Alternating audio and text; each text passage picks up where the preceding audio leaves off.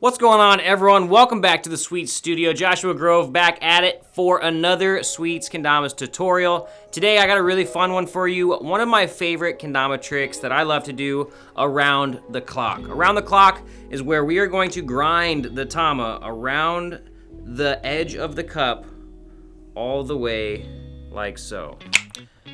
Let's see how it's done. So the way I like to hold the grip is a modified Sara grip. So if I have the big cup facing away from me, I'm gonna take my thumb and pointer finger, just like so. So the big cup is facing away, and I can have a cleaner rotation with my wrist so that I can make it all the way around the clock. If I'm holding normal Sara grip, my thumb is gonna be touching the tama, so that doesn't really work.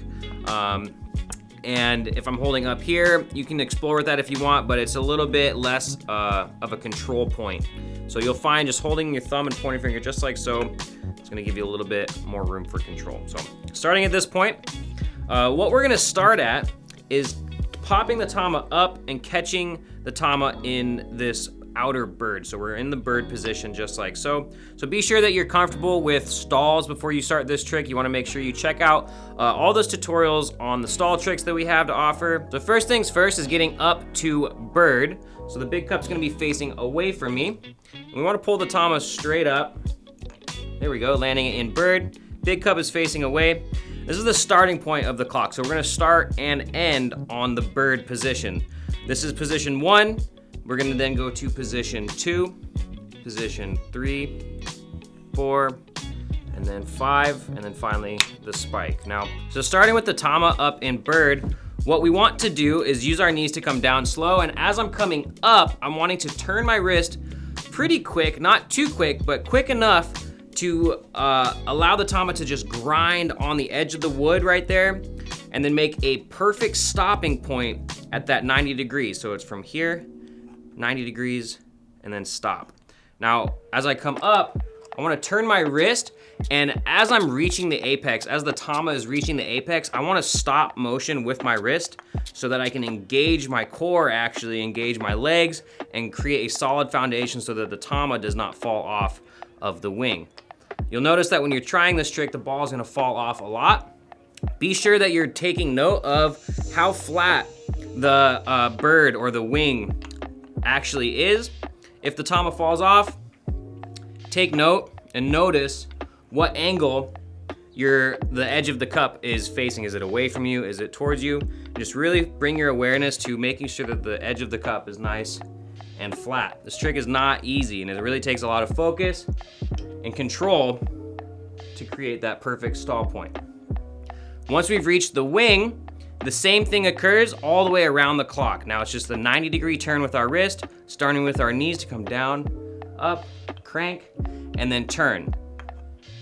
Down, crank, and turn. The goal is to keep the tama in contact with the edge of the cup the entire time. We're not hopping and going from stall to stall. We're literally grinding on the edge of the cup, just like so. You're looking for the tama to feel weightless just for a split second as you're moving through these grinds. Right at that apex, you're allowing the tama to feel weightless. You'll be able to turn the ken, feeling that contact of the wood on the tama with the edge of the cup, and then using your knees to cushion it back down. So we have that bird, grind to wing, grind to underbird. The underbird and the finishing point are gonna be a little bit easier because you have a resting point for the tama to kind of, to relax on, right? The wing, you fully have to make that commitment. So from here, we're gonna be moving to the next part, the wing out here. And I'm just focusing on making sure that my knuckles are facing straight up so that I have a clean 90-degree rotation. The spike is facing away from me. My focus is staying on the ball. And really everything that we've been working on with our legs and our core so that we can make a clean transition to the wing. Now again, make sure it's not touching your finger, make sure it's a clean wing stall, and you have the second to last part of the trick right here. Next is the final little grind, same process up to the top. This is where it gets a little tricky. You can notice there's a little bit of torque that's happening. I have to really twist my wrist and focus on getting that spike facing straight up to the sky. You're gonna wanna practice just twisting your wrist, placing the tama up in this position just to feel what that feels like before you may actually accomplish that grind.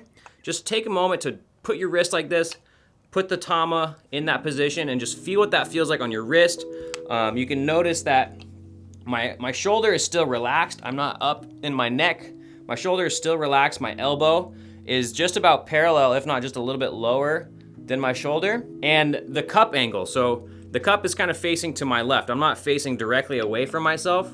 You can, but you can notice what that does to my wrist comparatively. So everyone's bodies are different, so it might be a little bit more uncomfortable for you if you have it facing this direction. Maybe you want to have it like this. Something that may help is just focusing on turning that base cup straight down. So that base cup's facing straight down, spike is facing straight up. But this is the end goal right here for the around the clock.